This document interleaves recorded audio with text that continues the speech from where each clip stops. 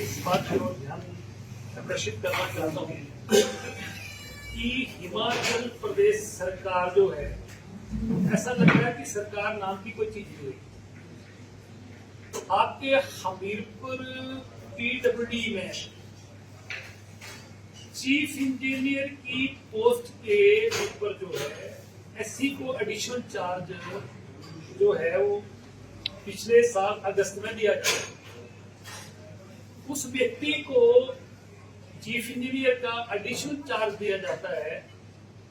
जो व्यक्ति सीनियरिटी में प्रमोशन के लिए 5वें नंबर पर है, और उन्हीं के जो प्रमोशन के लिए पहले नंबर पर थे या दूसरे नंबर पर थे, उन्होंने हाई कोर्ट में रिट पिटीशन डाली और ऑनरेबल हाई कोर्ट ने फैसला दिया। ये फैसला जो है ये 7/12/2024 को जो है फैसला आया, जिसमें कहा गया कि जो चीफ इंजीनियर को की एडिशनल चार्ज जो दिया गया है ये गलत दिया गया, इसको विड्रॉ किया जाए। और ये जो एडिशनल चार्ज जिस व्यक्ति को दिया गया वो प्रमोशन में मेरिट में लिस्ट में 5वें नंबर पर था, और उसके बाद ये डी नोटिफाई होती है, इसकी नोटिफिकेशन हो जाती है, और ये नोटिफिकेशन जो है वो 12वें महीने में होती है। ये 7/12 को सरकार जो नोटिफिकेशन करती है और इसके ऑर्डर स्वयं विड्रॉ हो जाते हैं। और in the mean time high court के आदेश के बाद भी 10 जनवरी को फिर से उस व्यक्ति को चीफ इंजीनियर का जो है वो चार्ज दे दिया जाता है, और 2 लोग जो हैं उनको प्रमोट करके चीफ इंजीनियर बनाया जाता है। बात समझने वाली है। हम सिर्फ सरकार से इतना जानना चाह रहे हैं कि जब 2 व्यक्ति आपने प्रमोट कर दिए, आपने हेडक्वार्टर में बैठा दिए,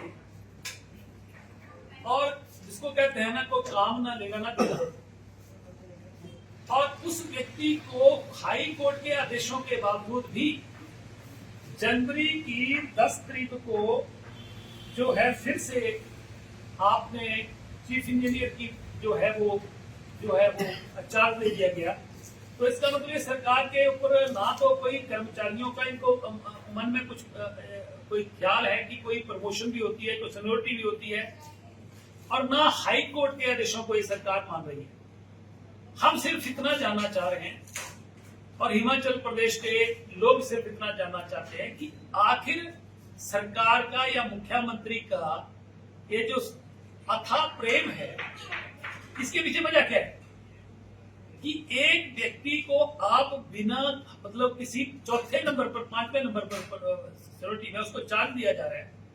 और हाई कोर्ट आदेश भी कर रहे हैं कि भाई आप इसको जो है वो विड्रॉ करिए। 2 लोगों को प्रमोट भी किया जा रहा है, उनको खुड्डा लाइन बैठा दिया जाता है, और इस व्यक्ति को फिर से चीफ इंजीनियर का चार्ज दे दिया जाता है। मैंने इस बात को रिसर्च करने की कोशिश करी है, और अंततः इसके खिलाफ जो है ये जो इस PWD डिपार्टमेंट में घपला चल रहा है उसकी तह तक जाने की मैंने कोशिश करी है। आप देखिए कि यहां पर ये जो चीफ इंजीनियर का चार्ज महापुरुष को दिया गया है, ये सिर्फ टेंडर मैनेजमेंट का काम कर रहे हैं। टेंडर मैनेजमेंट का काम है कि आप ये उदाहरण दे रहा हूं कि पिपलू से बिहामी रोड जो कि OTMNP हेड में 33 करोड़ रुपया सरकार ने दिया, और जिसमें 2 टेंडर जो लगाए गए, एक टेंडर 6.5 करोड़ का और एक टेंडर 4.5 करोड़ का। और चीफ इंजीनियर जिनके पास चार्ज था इन टेंडरों को मैनेज करने लगे, और ये जो टेंडर है ज्ञानचंद ज्ञानू को जो है लॉट किया गया, ये लगभग 4.5% जितना रेट था उससे भी ऊपर दिया गया, जबकि वहां पर टेंडर जो है वो कम रेट पे आ रहे थे। 8 लोगों ने टेंडर डाले, और 8 में से जो है कई लोगों के टेंडर रिजेक्ट कर दिए गए। और जब ये व्यक्ति अंदर हो गया और काम नहीं कर पाया तो उसके बाद फिर दूसरे व्यक्ति को जाना था, तो अभी मैनेजमेंट होना शुरू करी, टेंडर कैंसिल कर दिया 3 महीने के बाद। दूसरा उदाहरण ये है कि ये जो 4.5 करोड़ रुपए का टेंडर था, ये सारे जो है एक व्यक्ति 8.8% जो है टेंडर डाउन दे रहा है, उसको काम नहीं दिया जा रहा है। इसके अलावा आप देखिए कि ये एक टेंडर है, ये upgradation of data to Batsar road 15 crore रुपए का, और इसमें पहली दफा जो है जब ये पार्टिसिपेंट्स जो थे वो 8 पार्टिसिपेंट्स आए, 3 हरियाणा के जो थे उनके टेंडर जो एक्सेप्ट कर लिए, और जो हिमाचल के 5 लोग थे उनके रिजेक्ट कर दिए। और जब ये बात नहीं बनी, टेक्निकली इनको रिजेक्ट किया गया, तो उसके बाद जो है ये दोबारा फिर से एक टेंडर हुए तो फिर उनको एक्सेप्ट कर लिया गया। टोटल मिला के मेरा कहना का सीधा भाव ये है कि इस व्यक्ति को जो कि बिना प्रमोशन के चार्ज दिया गया है, क्या हिमाचल प्रदेश में कोई भी चीफ इंजीनियर इतना लायक नहीं है कि इसको चीफ इंजीनियर के पोस्ट पर बढ़ाया जाए? टेंडरों की मैनेजमेंट के लिए लगे हैं, क्या क्या हो रहा है क्या नहीं हो रहा है, बहुत सारे कागज हमारे पास आ चुके हैं। और मुझे लग रहा है कि कई अधिकारियों को गलतफहमियां हो गई हैं कि हम तो 2025 में 2026 में 2027 में हम रिटायर हो जाएंगे, परंतु सरकार के पब्लिक के पैसे को जो लूटने का काम करेगा या करवाएगा, रिटायरमेंट के बाद भी घर से उनको कोर्ट में सीधा जाएगा। सरकार के पैसे का मिसयूज जो लोग कर रहे हैं और ये सोच के कर रहे हैं कि हम तो रिटायर हो जाएंगे, रिटायरमेंट के बाद ही फाइलें खुलेंगी, हिमाचल प्रदेश को जो लूटने का काम कर रहे हैं। आप देखिए हिमाचल में हो क्या रहा है, कोई भी अधिकारी रिटायर होता है, कर्मचारी रिटायर होता है, सीधा जाके फाइल बनती है, मुख्यमंत्री के पास जाइए, सरकार के पास जाइए, आपकी एक्सेशन मंजूर होती है, आपको जो है 1 साल का 2 साल का एक्सेशन दिया जाता है। हर डिपार्टमेंट में एक्सेशन हो रही है। जो अधिकारी जिनकी प्रमोशन हो रही है उनकी प्रमोशन नहीं हो रही है, उनकी प्रमोशन तो होगी तो नई पोस्टें क्रिएट होंगी, नई पोस्टें क्रिएट होंगी तो नौजवानों को नौकरी मिलेगी। इसलिए कोई भी आदमी जाके एक्सेशन जो है मांगता है, एक्सेशन हो जाती है।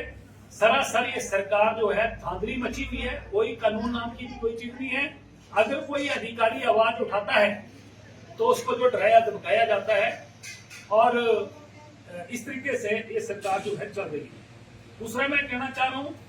कि हिमाचल प्रदेश में आप आज देखिए, मैं अखबार में पढ़ रहा था कि 200 करोड़ रुपए जो ठेकेदारों की पेमेंट रिलीज कर दी, जैसे बहुत बड़ा एहसान कर दिया है। लोगों ने काम किया, उनके पैसे भी हुए, उनको पैसे मिलने चाहिए। वो तो सरकार के ऊपर एहसान कर रहे हैं कि इतनी देर से उन्होंने जो पैसा रोक के रखा है। अभी तो 200 करोड़ रुपए सरकार जो देने की बात कर रही है, अभी तो कई सैकड़ों हजारों करोड़ रुपए ठेकेदारों की पेमेंटें देने को पड़ी है, उनको कौन देगा? इसलिए इस सरकार की हालत जो है, ऐसा लगता है कि सरकार पूरी तरह जो है क्रॉनिक डिजीज से संलिप्त है, बहुत जिसको कहते हैं कि बहुत गंभीर बीमारी से ग्रस्त है। कि सरकार बीमार सी है। हर आदमी आज कांग्रेस का है चाहे कोई आम आदमी है, इस सरकार से छुटकारा पाना चाहता है। और कई विभागों में जिस तरीके से लूट मची है, ये आपने मैं पहले भी कहा था, उस पर कोई सरकार की तरफ से कोई जवाब नहीं है कि टेकोवाल जो इसका सोलर पावर प्लांट जो लगाया गया, पूरे हिंदुस्तान में कॉस्टिंग जो है 3.5 से 4 करोड़ के बीच में पर मेगावाट आ रही है,